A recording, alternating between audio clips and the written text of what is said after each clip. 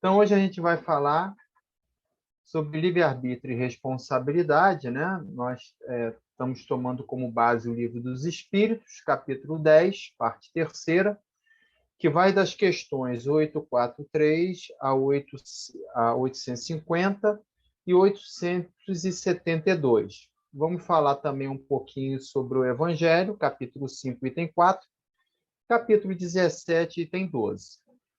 Então, a gente começa com a seguinte pergunta: tem o homem o livre-arbítrio de seus atos? Resposta: pois que tem a liberdade de pensar, tem igualmente a de obrar. Sem o livre-arbítrio, o homem seria máquina. Essa questão aparentemente simples, mas ela é muito importante para o nosso entendimento, né? É o que difere a nossa vida da vida do vegetal, da vida do animal, né? O homem ele pensa e o homem toma decisões. Então, quando a gente coloca muito bem colocado o tema livre-arbítrio e responsabilidade, nós não estamos falando de culpa, nós estamos falando de responsabilidade. Porque a gente, às vezes, conversa assim com o irmão: não, você é culpado, se você fizesse isso ou aquilo, não aconteceria isso. Né? Na verdade, o irmão não é culpado, porque a culpa ela traz um sentimento de assim de engessamento, né? Traz um sentimento de que a coisa foi feita e nós não vamos ter mais possibilidade de dar jeito naquilo que a gente fez de errado. Mas quando você coloca que eu sou responsável e não culpado, significa que eu tenho que ter reflexões para que eu possa conseguir, a partir dessas reflexões, ter a responsabilidade de mudar uma situação que, naquele momento, eu fiz de errado. Então, eu sou responsável não só pelo ato, mas sim como também eu tenho uma proposta de mudança. Então, aqui, eu tenho a liberdade de pensar, então, se eu penso, logo existo. O pensamento é um atributo do espírito, não do corpo físico, e a partir do momento que eu penso e eu tenho a vontade, eu tenho igualmente a liberdade de obrar, de tomar minhas decisões. E sem essa tomada de decisão, eu seria simplesmente alguma coisa determinada por outro ser ou outra pessoa, ou, nesse caso, as leis divinas, ou seja, Deus. Então, eu seria uma marionete nas mãos da divindade e eu não teria responsabilidade pelos nossos atos. 844. Do livre-arbítrio goza o homem desde o seu nascimento a liberdade de agir desde que haja vontade de fazê-lo. Nas primeiras fases da vida, quase nula é a liberdade, que se desenvolve e muda de objeto com o desenvolvimento das faculdades. Estando seus pensamentos em concordância com o que a sua idade reclama, a criança aplica o seu livre-arbítrio àquilo que lhe é necessário.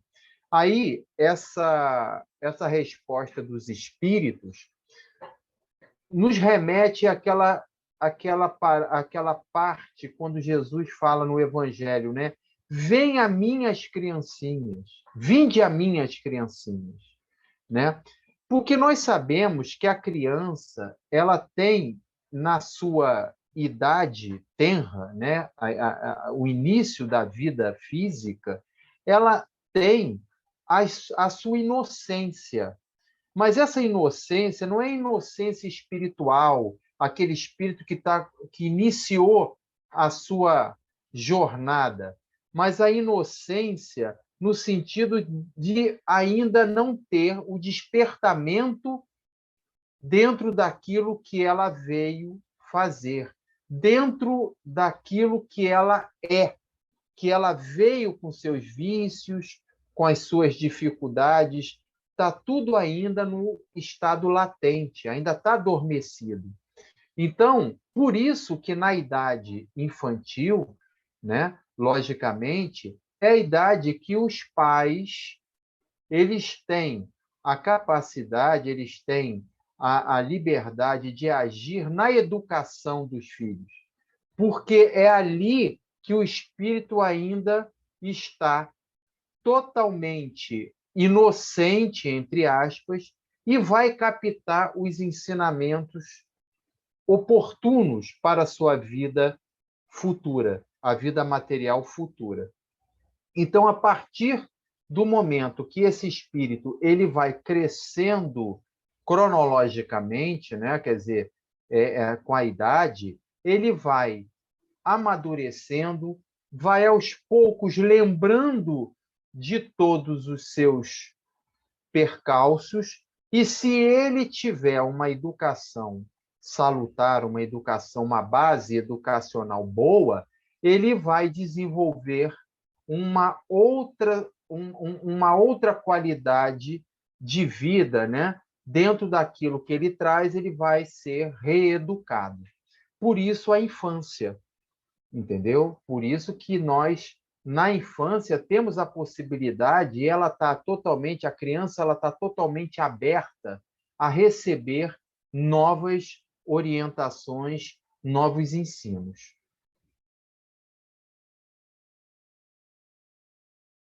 Não constitui um obstáculo ao exercício do livre-arbítrio as predisposições instintivas que o homem já traz consigo ao nascer? As predisposições instintivas são a do espírito antes de encarnar. Conforme seja este mais ou menos adiantado, elas podem arrastá-lo à prática de atos repreensíveis, no que será secundado pelos espíritos que simpatizam com essas disposições. Não há, porém, arrastamento irresistível, uma vez que se tenha a vontade de resistir. Lembrai-vos de que querer é poder. Bom, aí, mais outras reflexões baseado na resposta dos espíritos, né?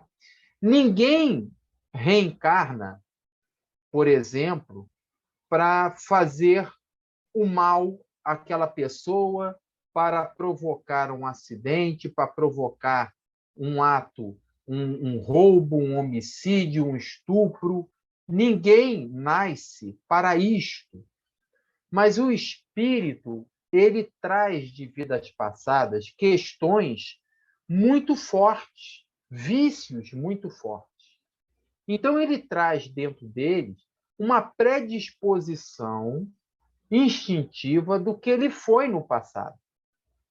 Porque a gente sabe que, através do véu do esquecimento, o espírito ele tem uma noção do que ele tem de bom ou de ruim, mas ele não sabe o que ele foi na vida passada.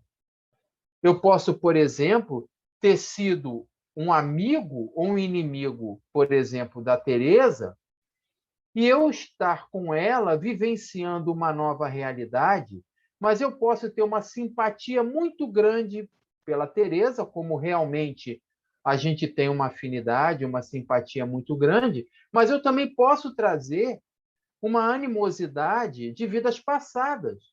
Eu posso não saber o que ela fez comigo ou o que eu fiz com ela, mas eu sei que alguma coisa energeticamente, né, instintivamente, existe uma repulsão entre os espíritos. Então, se eu não tiver, através do conhecimento doutrinário, através dessa educação, né, que a família está me proporcionando, se eu não tiver, dentro dessa oportunidade, uma reflexão, um burilamento, para que eu possa ser melhor do que eu fui, ou eu vou continuar, né, lidando com os meus vícios, e isso vai fazer com que eu me arraste novamente aos mesmos erros, ou então eu vou dar um salto de qualidade. De qualquer forma, eu tenho que ter a vontade de resistir. Eu posso ter fé, eu posso ter o conhecimento, eu posso ter amigos que vão me incentivar e vão me orientar. Eu posso ter Jesus como a minha base e a minha referência. Mas se eu não tiver a vontade de partir para uma qualidade de vida melhor, nada disso vai me servir nesta encarnação. Sobre os atos da vida, nenhuma influência exerce o organismo, e se essa influência existe, não será exercida com prejuízo do livre-arbítrio? É inegável que sobre o espírito exerce influência a matéria, que pode embaraçar-lhe as manifestações. Daí vem que, nos mundos onde os corpos são menos materiais do que na Terra, as faculdades se desdobram mais livremente. Porém, um instrumento não dá faculdade. Além disso, cumpre se distingam as faculdades morais das intelectuais. Tendo o homem o instinto do assassínio, seu próprio espírito é, indubitavelmente, quem possui esse instinto e quem lhe o dá. Não são seus órgãos que lhe o dão. Semelhante ao bruto, e ainda pior do que este, se torna aquele que nulifica o seu pensamento para só se ocupar com a matéria, pois que não cuida mais de se premunir contra o mal. Nisto é que incorre em falta, porquanto assim procede por vontade sua. Então, o que a gente observa no nosso dia a dia, né? A gente vê pessoas com deficiências físicas, a gente vê a questão do autismo, a gente vê as questões da paralisia, né? Das questões em que aquele irmão ou aquela irmã está em condições de paralisia total do seu corpo físico. Mas isso não tem nada a ver, obviamente, com o livre-arbítrio do espírito, até mesmo porque, quando ele dorme, ele vai se emancipar e ele vai ganhar essa liberdade. Mas por uma questão de amor, por uma questão de oportunidade, esse espírito, momentaneamente, ele está, ao viver num corpo debilitado, e a gente sabe que, através do planejamento espiritual, esse espírito ele vai moldar, uma vez ele tendo condições e liberdade de participar da encarnação, né, do planejamento encarnatório. Por que eu digo isso? Porque tem certos irmãos que não têm ainda condições de realizar o seu planejamento. Então, são as expiações, né? A determinação divina, através de sua lei, que ele vai ser obrigado a cumpri-la.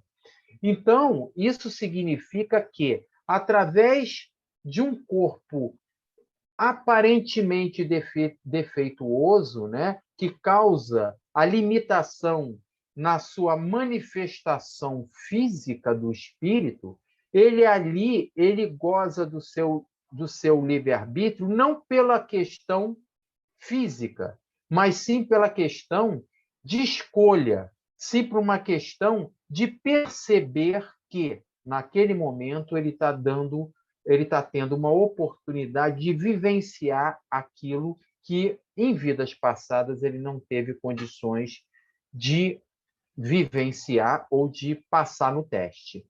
Então, a gente tem, assim como exemplo, uma vez Chico Xavier recebeu uma irmã que chegou para o Chico e falou assim: Chico, não, eu gostaria de pedir a você para que, através da sua mediunidade, através do seu contato com a espiritualidade maior, curasse o meu filho. Ele é autista e eu gostaria muito que ele fosse curado. Então, nesse momento, através de um outro médium, Chico recebeu a visita de um dos mentores, né? e o mentor orientou essa irmã a perceber o quanto é importante essa encarnação do filho nesse estado de autismo.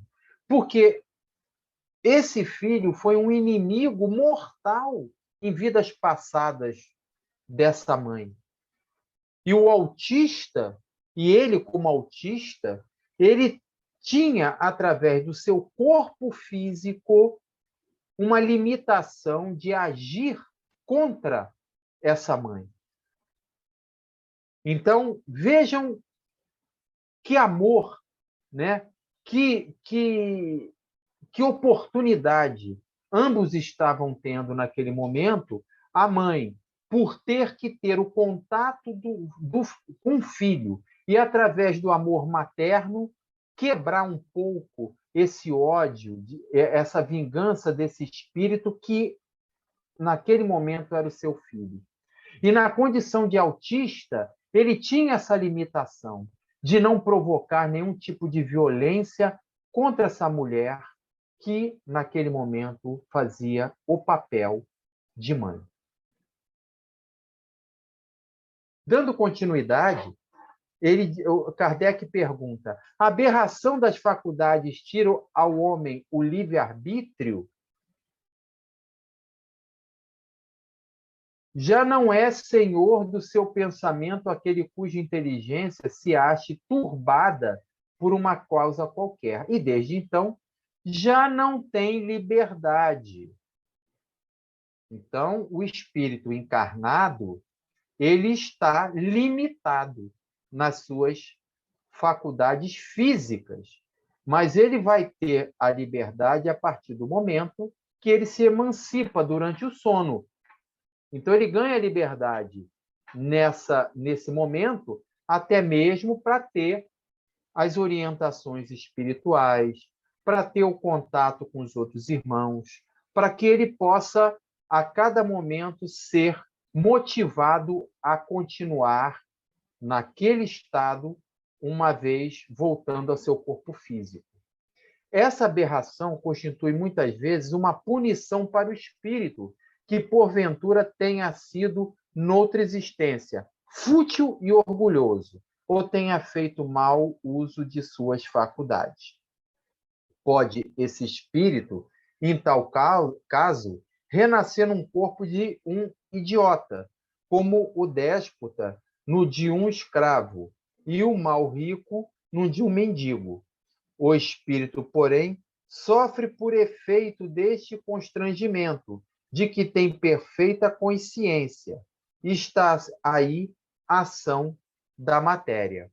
Então, a matéria, ela tem ação sobre o espírito, mas não porque é a matéria, e sim porque o espírito ocasionou todo esse processo de aprisionamento. Porque sabemos que, através do Evangelho, através dos ensinamentos de Jesus, quando ele diz: nós estaremos com outro até pagarmos o nosso último centil. E quando a gente fala do outro, significa que, através de uma deficiência física, nós vamos precisar do outro. E esse outro, muitas das vezes, foi o nosso desafeto do passado. Então, olhem só, meus irmãos, como o olhar doutrinário, o conhecimento doutrinário, nos faz enxergar todo um cenário que muitas das vezes a gente fica totalmente revoltado ou se fica triste por ver, mas ali está a providência divina. Nós estamos vivendo hoje um cenário diferente através da pandemia. Aí eu pergunto aos irmãos, o que é melhor? O que é pior? Uma guerra ou uma pandemia? Os espíritos nos orientaram que a guerra produz muito mais inimigos. A pandemia produz muito mais amigos, porque aquele irmão que passava por vocês e não era notado, hoje ele já é notado. Hoje nós podemos ir ao nosso vizinho e falar com ele: use máscara, faça sua higiene. Se estás precisando de alguma coisa, pode tocar na minha porta. Hoje nós estamos dando atenção muito maior do que a gente dava há 2 anos atrás. Então, essa pandemia é uma pandemia de reeducação, ou mesmo de educação do próprio espírito. E a espiritualidade, a todo momento, nos coloca: olha, vamos seguir em frente, continuemos na nossa luta, continuemos abraçando aqueles irmãos que batem à nossa porta, porque eles estão, muitas das vezes, com depressão, com vontade de se suicidar, com vontade da separação conjugal, de jogar tudo para o alto. E aí, o nosso conhecimento doutrinário, ele começa a tomar vulto, a sair da teoria e ir para a prática. Servirá de escusa aos atos reprováveis o ser devido à embriaguez, à aberração das faculdades intelectuais? Não, porque foi voluntariamente que o ébrio se privou da sua razão para satisfazer as paixões brutais. Em vez de uma falta, comete duas. Essa questão também, ela nos reeduca a olhar dentro do atendimento fraterno que a gente tem nas nossas casas, né? Muitas das vezes bate um irmão alcoólatra, um irmão drogado. Ah, tadinho, ele é doente. Sim, espiritualmente ele é doente. Mas o que Jesus faria naquele momento? Meu irmão, levanta-te e anda. Vá e não peques mais. Você pode. Vós sois deuses, podereis fazer mais do que eu. E muito mais, e muito melhor. Basta ter fé, basta persistir, porque vós sois deuses. Dele é a vossa luz. Então, temos que ter a noção de não abraçar o vício, e sim educar aquele que, naquele momento, naquele instante, ele está vicioso. Temos que combater o vício e não viciado. Isso é muito importante.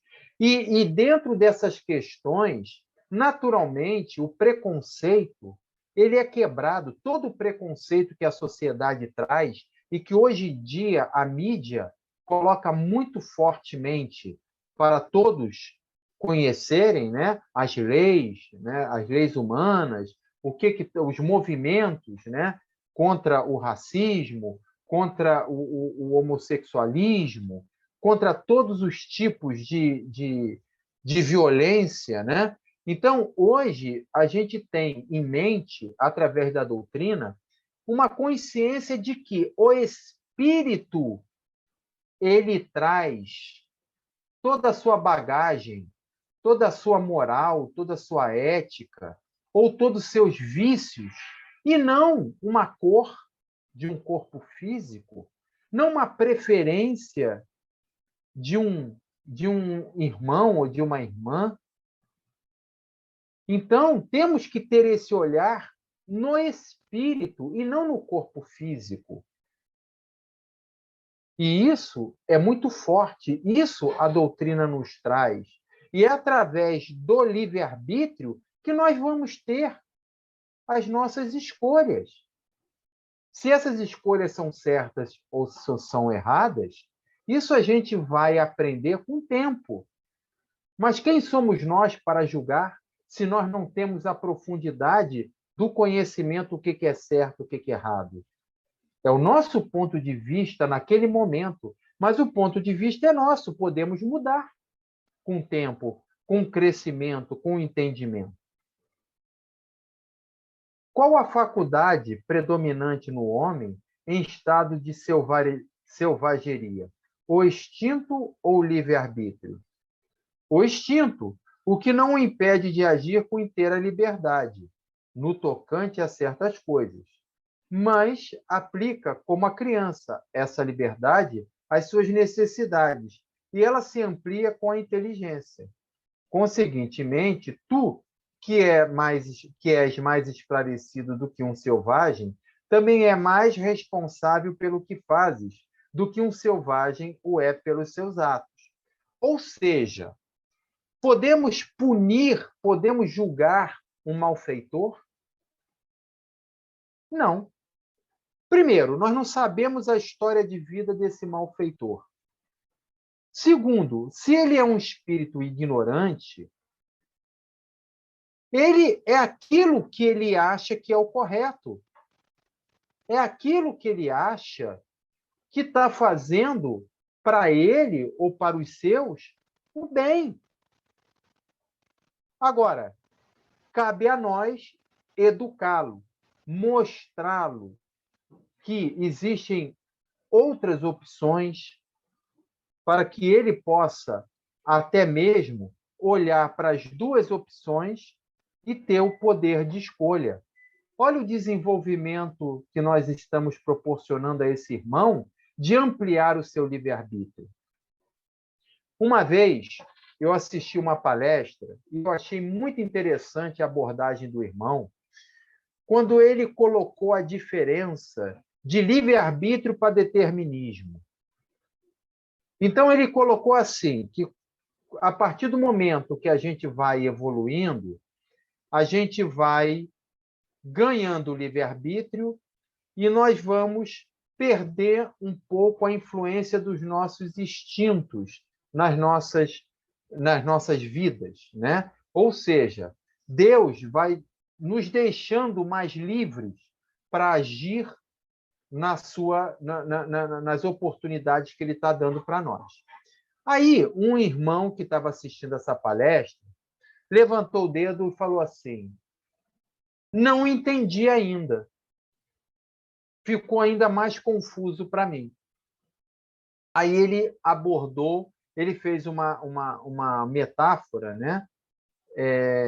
Com uma residência, com uma casa, para explicar a diferença de determinismo para o livre-arbítrio. Então, ele começou assim: vamos supor que a gente esteja dentro de um quarto, sem janela, só com a porta fechada, trancada. E existe uma proposta de alguém que nos colocou naquele quarto da seguinte forma: olha só, dentro desse quarto você tem coisas. Se você arrumar esse quarto direito, o teu prêmio vai ser um outro quarto. Você não só vai ter esse quarto, como um outro cômodo da casa. Então, onde é que está o livre-arbítrio? É no quarto, no espaço, na área de atuação desse quarto. E onde é que está o determinismo? As paredes desse quarto, as limitações que esse espírito ele está tendo naquele momento. A partir do momento que ele organiza esse quarto, ele limpa esse quarto, ele proporciona um conforto maior nesse quarto, ele vai ganhar muito mais o mérito de ter um outro cômodo. Então, ele vai ter o primeiro e o segundo. Então, ele ganhou amplitude, ele ganhou livre-arbítrio, apesar de ainda ter o seu determinismo, as suas limitações. Uma área maior, uma área de atuação maior, porém, ainda diante das leis divinas, das leis naturais. A posição social não constitui, às vezes, para o homem, obstáculo à inteira liberdade de seus atos.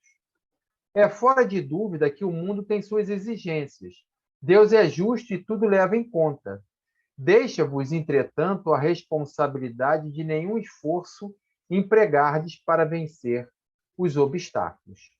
Então, depende sempre muito de nós as respostas da vida.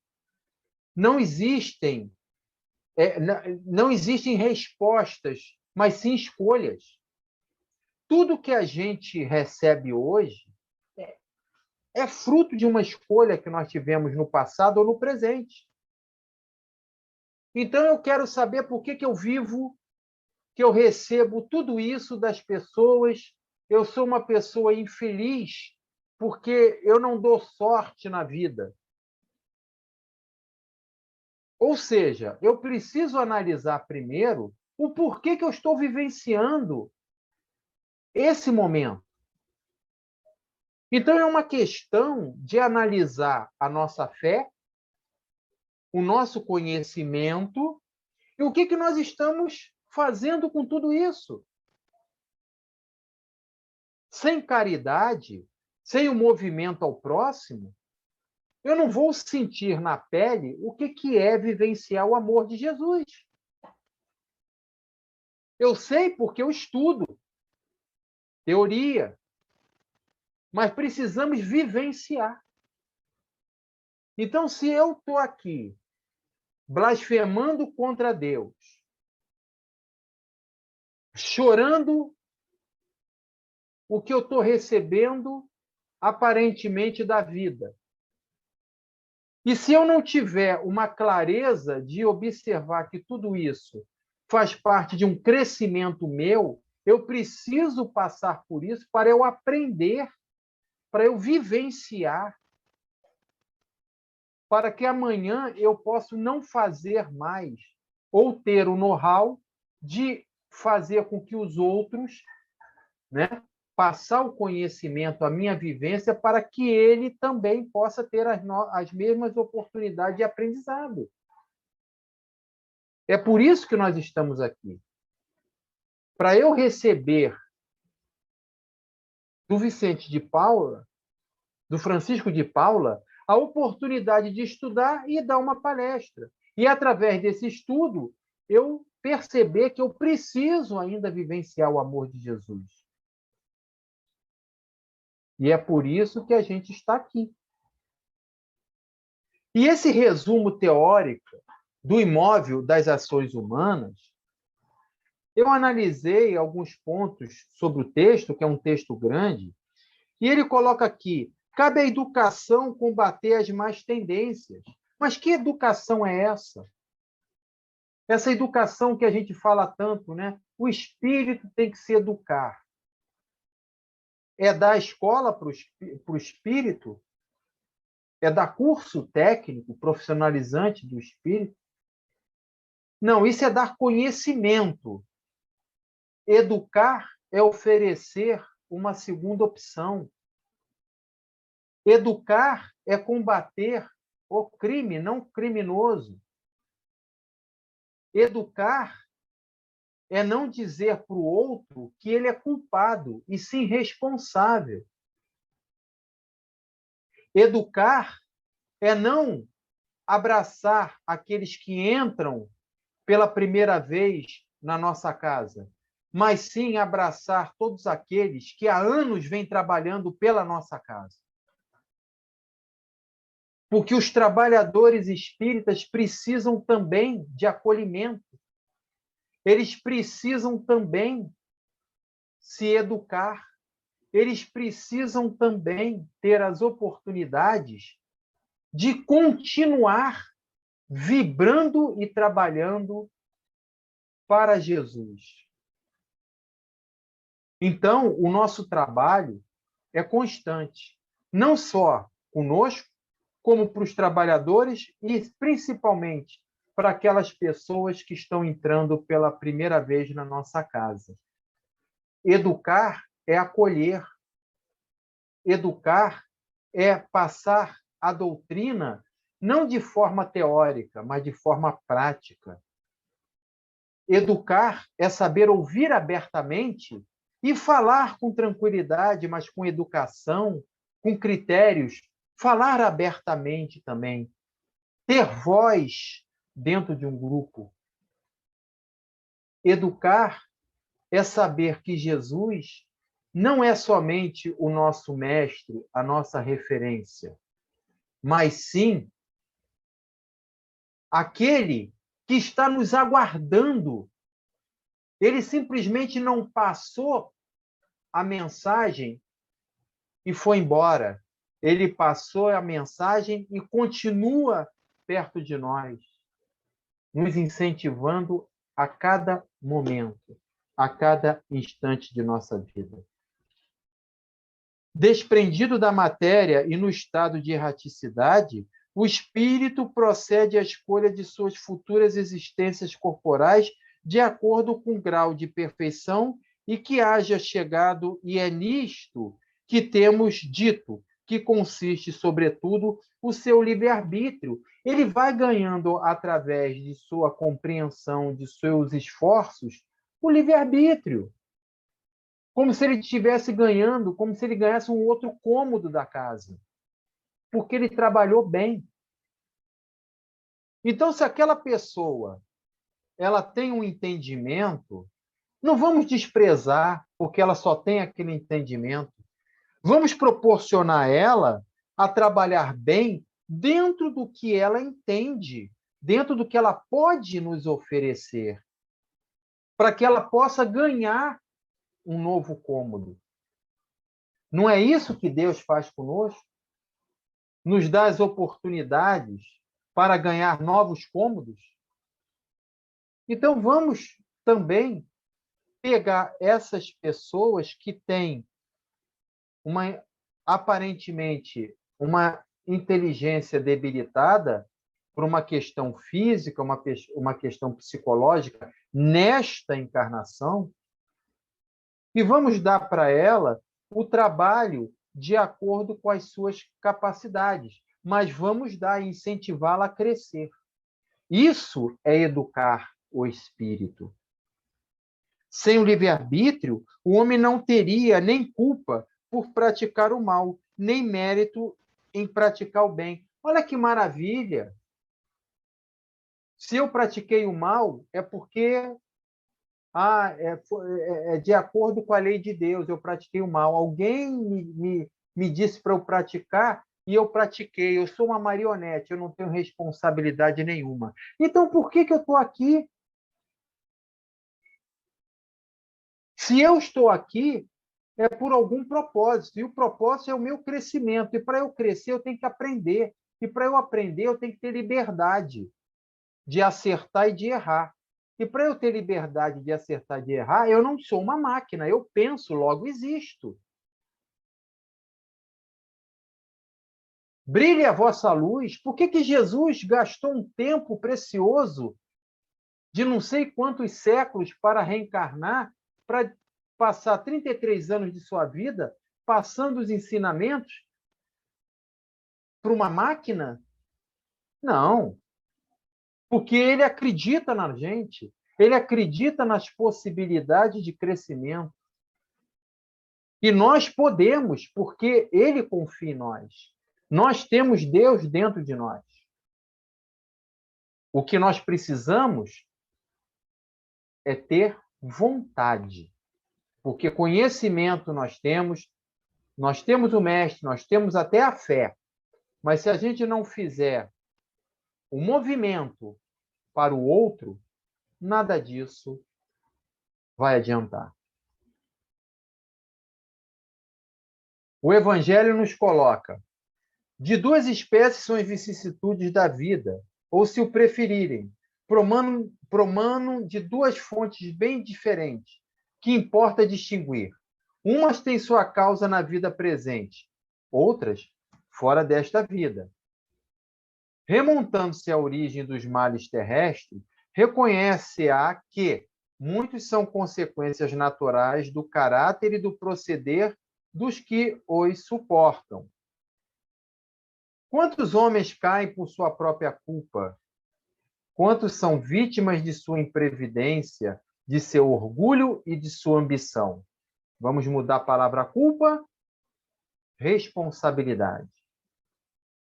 Quantos se arruinam por falta de ordem, de perseverança, pelo mal proceder ou por não terem sabido limitar seus desejos.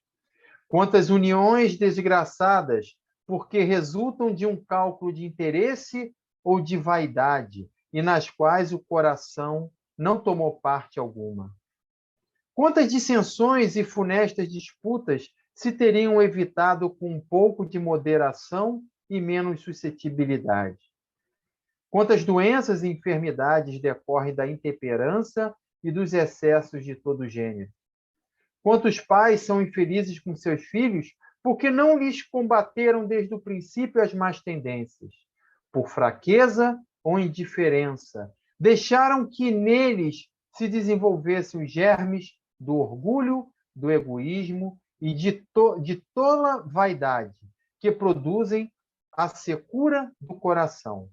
Depois, mais tarde, quando colhem o que semearam, admiram-se e se afligem da falta de deferência com os que são tratados e da ingratidão deles.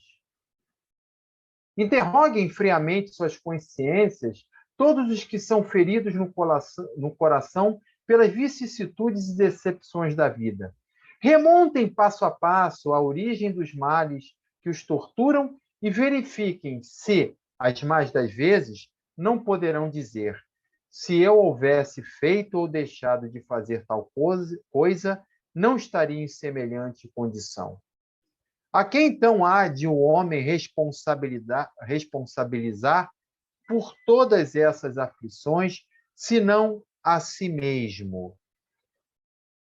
A minha vida é horrível, culpa dos meus filhos. Ele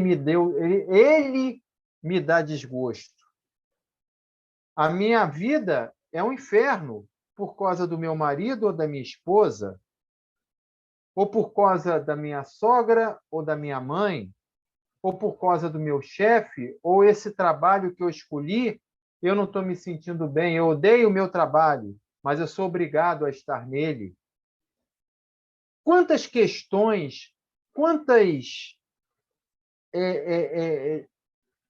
julgamentos nós fazemos de acordo com a vida que nós muitas das vezes escolhemos, que nós somos os verdadeiros responsáveis e que nós muitas das vezes planejamos na espiritualidade passar por tudo que nós estamos vivenciando, porque lá tudo é lindo, tudo é maravilhoso. Eu quero evoluir, eu preciso evoluir, então eu aceito essa prova.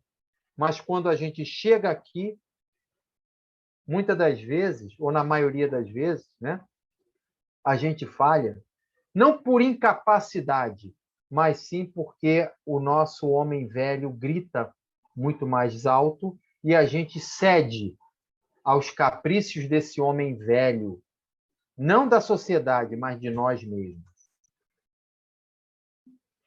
Um sentimento de piedade deve sempre animar o coração dos que se reúnem sobre as vistas do Senhor e imploram a assistência dos bons espíritos. Purificai, pois, os vossos corações. Não consintais que neles demore qualquer pensamento mundano ou fútil. Então, aqui, em nenhum momento Jesus colocou assim: não, meu irmão, eu entendo que o que você está passando, você depende da evolução de toda a sua família, de todos os seus amigos, para você evoluir. Nós não vamos encontrar em livro sagrado nenhum esse tipo de abordagem. Jesus vai dizer sempre para nós: vá, levanta-te, tens fé, prove que você tens fé, vá e não peques mais. Quando aquela mulher chegou para Jesus e falou assim: Jesus, eu te amo, eu quero lhe seguir, eu largo minha família, porque aquela família me traz muitos desgostos, eu não sou feliz dentro da minha casa. E eu sei, eu tenho fé que ao seguir o Senhor do seu lado, eu vou ser muito feliz. Jesus olhou para essa mulher e falou: queres me seguir? Então, volte para a sua casa, para o seu lar, para o seio de sua família e me siga lá. É lá que deveis me seguir. Então, não é dentro, não é sendo puramente espírita, cristão, sabendo o evangelho de cor e salteado, sabendo a Bíblia, sabendo todos os ensinamentos cristãos, todos os ensinamentos doutrinários, que nós vamos chegar na espiritualidade e nós vamos ser recebidos como espírito de luz. Nós precisamos pegar tudo isso e praticar. Aonde? Na nossa família, no nosso trabalho, na nossa roda social. Porque é através, questão 766 do Livro dos Espíritos, é através da sociedade que o homem se desenvolve, é através do contato com o outro que esse outro vai me mostrar o quanto ainda sou falho, o quanto eu preciso ainda crescer. Então, eu só vou ganhar livre-arbítrio quando eu tiver condições de abraçar uma área maior. E eu vou ganhar muito mais responsabilidade quando esse meu livre-arbítrio também tiver maior. Então, se a gente hoje não consegue fazer um pouco mais, vamos fazer aquilo que a gente pode realmente fazer, mas com amor, com respeito, com ética, com dignidade. Nem que for apenas para ligar o som dentro da nossa casa espírita, mas que esse som seja ligado com amor, com satisfação, com conhecimento, porque certamente muitos espíritos, muitos irmãos vão, através da música, através da arte, se beneficiar e agradecer a Jesus, a Deus e a todos nós. Tudo isso que essa casa maravilhosa, que é o Francisco de Paula, proporciona, não só a mim, mas a todos aqueles que procuram, a todos os trabalhadores, a todos vocês. Então, quando eu digo para vocês que é uma satisfação muito grande estar com vocês, é porque esta casa, ela tem uma verdade, ela passa um esforço, ela passa uma credibilidade. E podem ter absoluta certeza, a espiritualidade, ela é parceira de todos vocês, porque vocês é que são toda a mola mestra dessa casa que é a Agremiação Espírita Francisco de Paula. Muito obrigado, que Jesus abençoe a cada um de vocês e, se depender de mim, do meu coração, eu estarei sempre com vocês, agora e sempre. E um beijo e muito obrigado.